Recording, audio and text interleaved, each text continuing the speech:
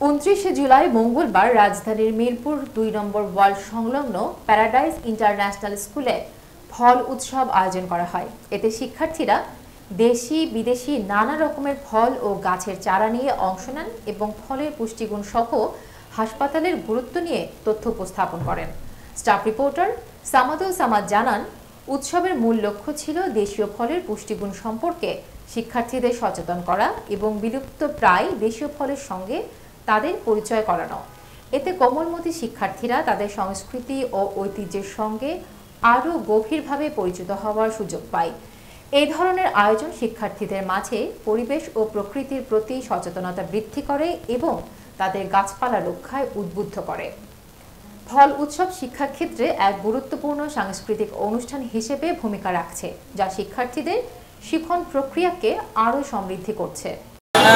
বাচ্চাদের দেখলাম, টিচারদেরকে দেখলাম, বাচ্চাদেরকে দিলাম। এখানে বাচ্চারা অনেক কিছু শিখলো, আমরা সাথে সাথে আমরাও শিখলাম।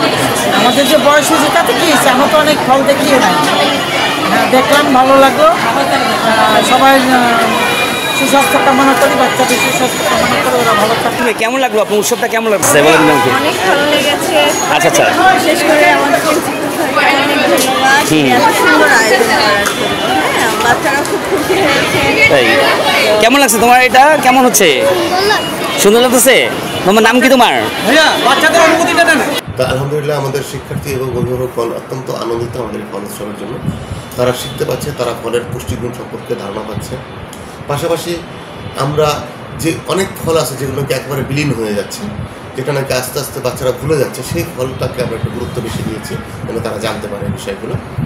এবং আজকে উৎসবে আমাদের অভিভাবক সহ ছাত্রছাত্রীরা এবং এলাকাবাসী সহ সবাই মিলে উপভোগ করছে অত্যন্ত স্বতঃস্ফূর্তভাবে।